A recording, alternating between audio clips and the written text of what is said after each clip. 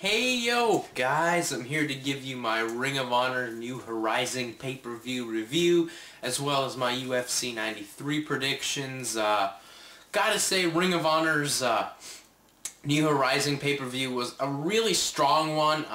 It's much like the last pay-per-view with Nigel and Claudio as the main Tyler Black and Bryan Danielson as the main event, where you had the whole undercard towards build to the main events, which to me I have no problem with.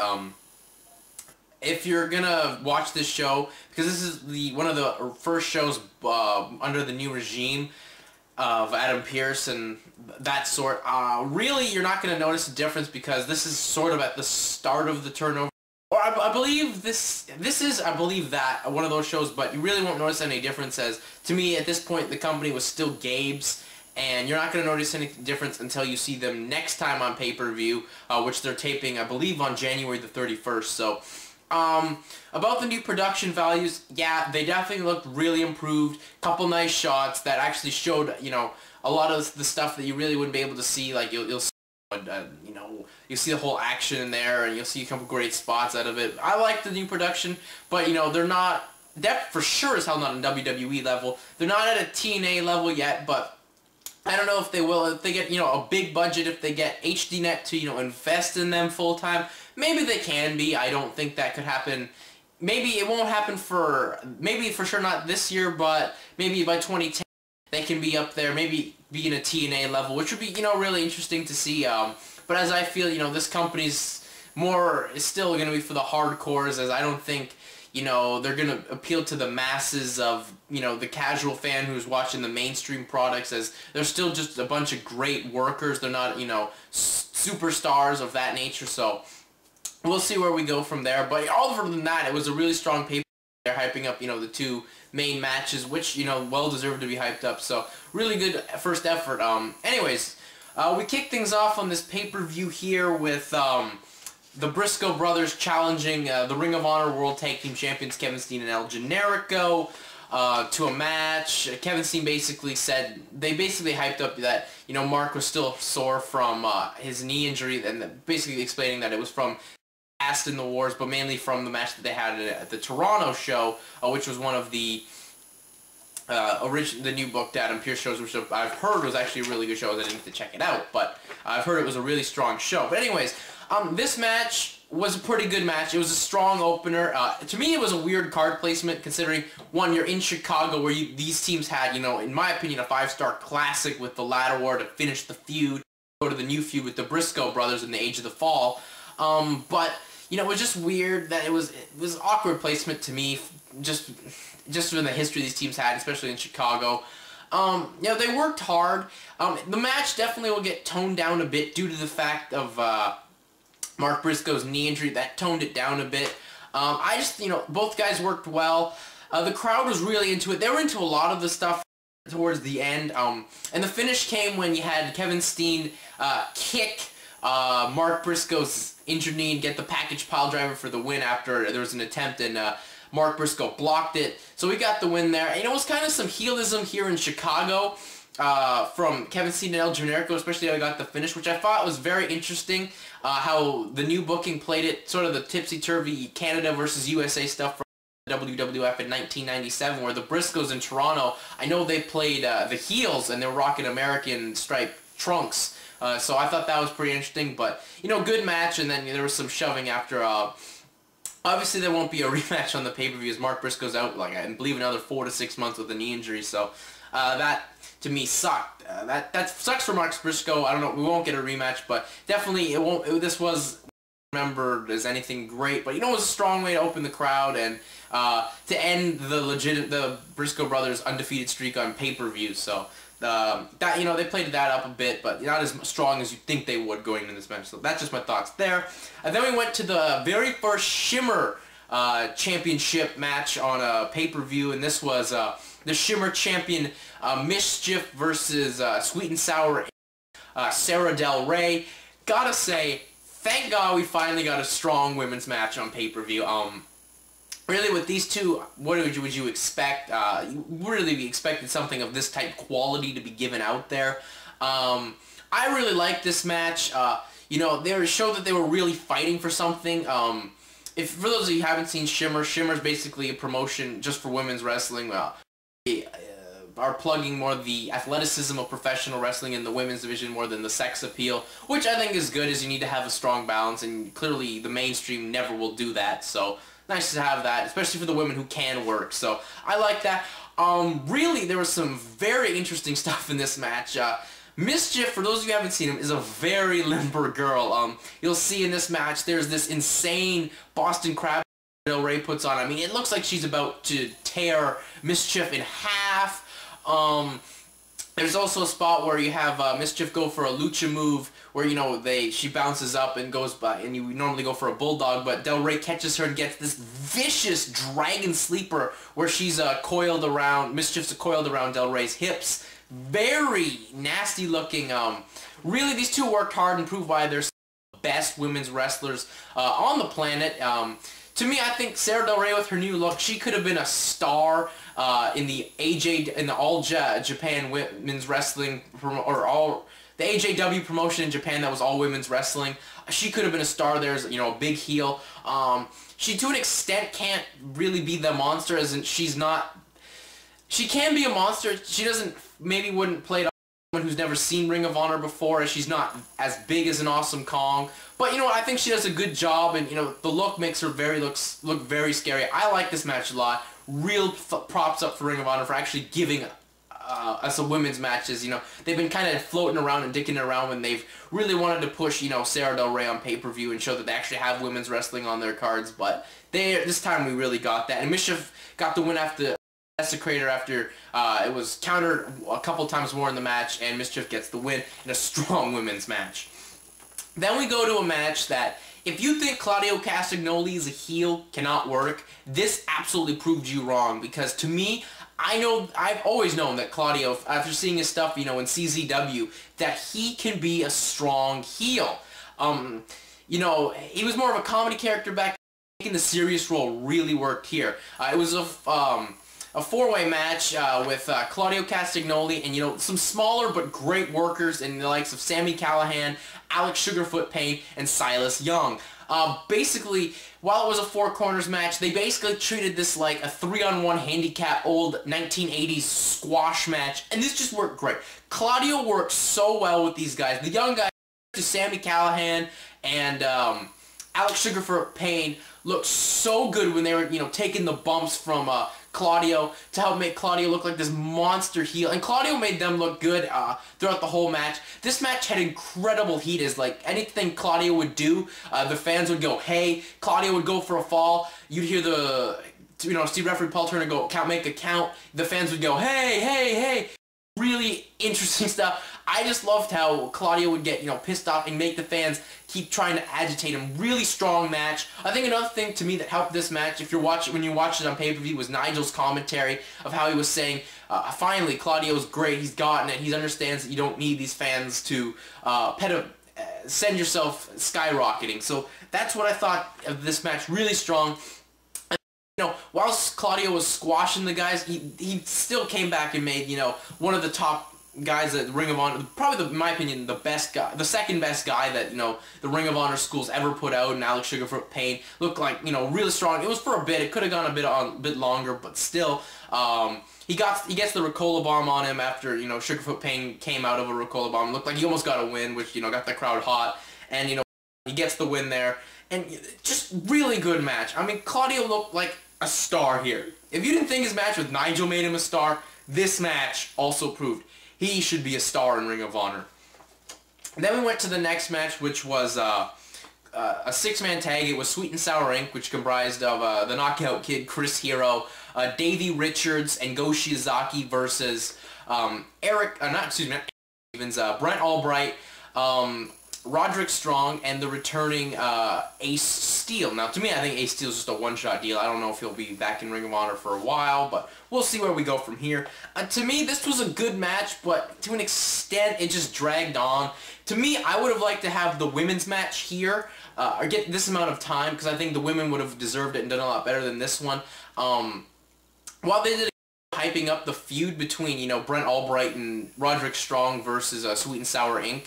Though I guess the one dynamic in this match is that, you know, Ace Steel's in it. You know, I like Ace Steel a lot. I think he's a really strong worker, but he really doesn't have anything to do with this. I believe it's due to, you know, I don't know where Eric Stevens was. He was probably hurt, or maybe, I'm going to go with hurt. I'm not 100% sure where he was, but still he couldn't work in this match. You know, it built up well to the end, and you had, you know, the heels get the win there to continue the feud, but I don't know. I think this went on a bit too much. Definitely there was some great stuff between, you know, Albright, Strong, Richards, and Shiozaki. Hero did a good job in here as well, but I just felt this had too much time. And then we go to the two matches you bought the fucking pay-per-view for. We get the I Quit match, Austin Aries versus Jimmy Jacobs. This match was insane. To me, this match was very well done. Jimmy Jacobs bled really strong. Like once again, we have to go back to the Toronto show. I've heard he bled like you would not believe. Definitely would be a bit toned down version from here, but still really strong match. I liked how there was this interesting dynamics. I mean, there was some innovative stuff in here. I mean, you had Jimmy Jacobs pull out a collar and chain Aries to the chair and try and, you know, beat him down to say I quit. And then we had the return of Lacey. Now, we all know that this feud has come from the whole Lacey deal. And the crowd was really into this match, as obviously it's a Chicago crowd and they know what's going on. Chicago's a big Ring of Honor market. But, you know, they were into it. But once Lacey came out, this just elevated the heat from about to here. I mean, it was that insane. And then she brought out a towel, which, you know, Jimmy Jacobs tried to prevent from throwing in. She gets taken away. Tyler Black has it for the rest of the bout. That's just insane. It's just really good, well done there. Once Aries gets control of the match, he does this thing where he chains Jacobs to the post, and, you know, he starts laying on him. Sinclair's trying to ask him if he wants to quit. Aries is like, no. Did I say? Yeah, I said no. He takes the mic away. There was a table spot. Camera shot of it was well, but it looked pretty scary. Jimmy Jacobs looks like he went shoulder first through the table. But the finish to this thing was incredible, as you had, you know, both guys trying to do their, well, I should say, Jacobs tried to hit the last chancery on Aries, try to get the submission, but Jacobs gets put in a crossface by Aries. Aries gets Jacobs' spike and starts railing it right into Jacobs' head to say I quit. And then after this, and he says I quit, and the whole point here was with the towel, which Lacey eventually gets back, was so Tyler could throw it in just to save Jimmy Jacobs from saying the words I quit. And this, then, you know, once Aries came back, made his comeback, kind of going all over the place, you know, the fans chanted, "We want blood," which is something they used to do in Chicago with, you know, you had Bruiser Brody in there, and, I believe, no, Bruiser Brody was in here. Great stuff, I should say. Really strong. And then, you know, you had the turn, the start of the babyface turn, as you had Jimmy berate Tyler for not throwing the towel in. Really strong match. To me, this is up top there with their match they had at Vendetta 2 is a strong match, as the best they've had. I really want to see the dog collar match from Toronto, because I've heard it can be up there as well. But anyways, let's move along here to the main event, which was for the Ring of Honor World title, Nigel McGuinness versus the American Dragon, Bryan Danielson. To me, this match was a must-see. If you have not had a chance to see the pay-per-view, or, you know, you don't know how, you need to somehow find a way to get this match. This match was really well done. I mean, it started out as the basic match between these two, where they go work over each other, they do the technical stuff. Nigel eventually gets to work over the knee. I mean, he does this awesome spot where he's got basically Nigel and kind of in the tree of woe, but his one leg's put over the top rope, and there's a lariat to that. You know, they do this spot where they brawl her, and the Dragon hits this crossbody off the top, springboard crossbody Nigel on the floor, and then it looks like, you know, throughout the whole show they've been hyping up the 20 count. It's been a new change since the new direction. They were hyping this up, which I think did a good job here, as you had Nigel try and get a chair. Sinclair pulls him back, and then you have come out. Now, the only gripe of the production is you really don't see Claudio stomp on Nigel or Bryan Danielson's head here. That's my only gripe there, but the commentators put it over well. And then after that, we have 20 minutes of great mat wrestling, great technical wrestling. Both Danielson's busted open. I mean, these guys just work so well. The heat was insane. I mean, you get lost in this match. I mean, once again, Ring of Honor does a great job. You know the result, but still you get lost in the match. That's how I felt about this. Dragon gets the triangle choke, and he throws the elbows in like the Anderson Silva-Travis Luter fight. Oh my gosh, this just went so well. Nigel gets the jawbreaker, but, you know, Danielson kicks out. I mean, this is just a great match, and this was, to me, a strong candidate for a 2008 Best Match of the Year. Really loved this match. Great pay-per-view that Ring of Honor puts on. The production values have improved a lot. Hopefully they continue to use, you know, this company and get HDNet invested, but we'll see where things go from there. But a really strong pay-per-view. I think that right there is your format of a TV show. Obviously with probably like one match between you get the big match, so as it would be an hour, and this was a 2-hour show. So anyways, that's my thoughts there. Anyways, let's move over quickly to UFC 93. It takes place live from the O2 Arena in Dublin, Ireland, the UFC's very first show in Ireland, which, great, they have a new European market. To me, remember, the guys, that this show is taking place live at 3 and it re-airs at the usual 10 p.m. slot, so if you want to see it live, remember it's at 3.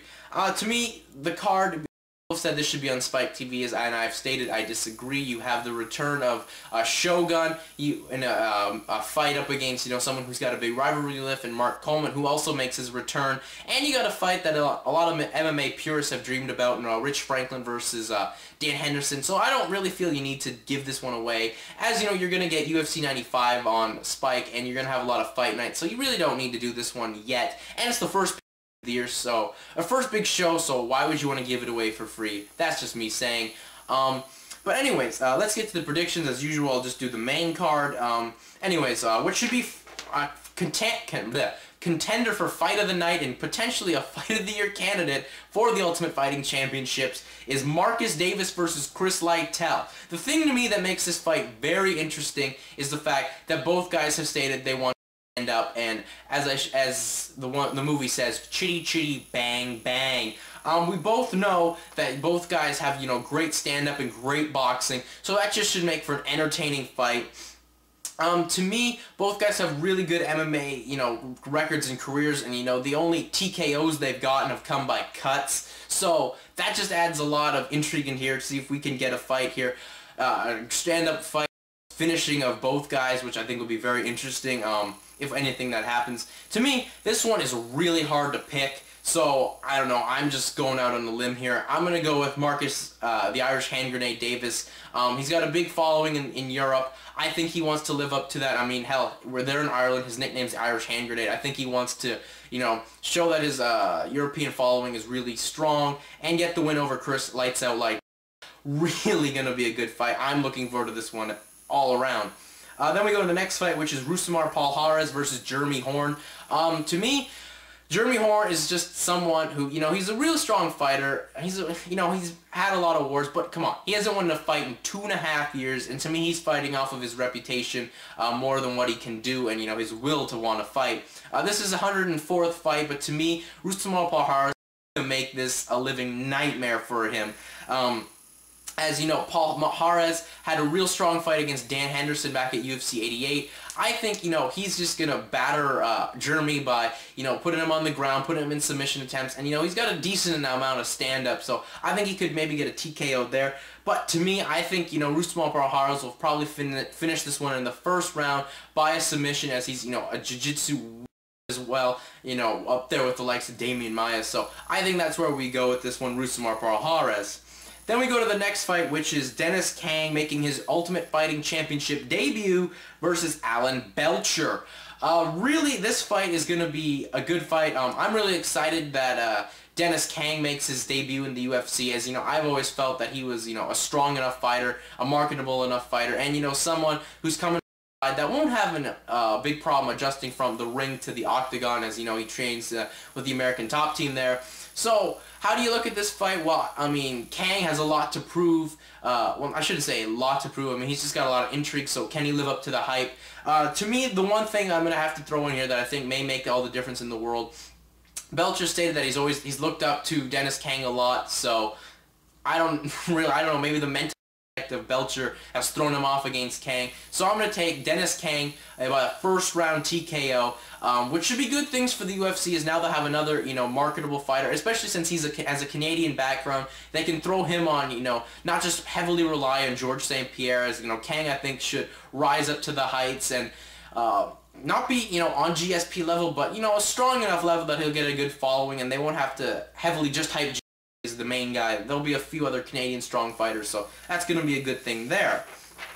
Then we go to the two fights that everyone's probably looking forward to, especially if you've seen the Countdown special. We go to Mauricio the Shogun Rua versus Mark the Hammer Coleman.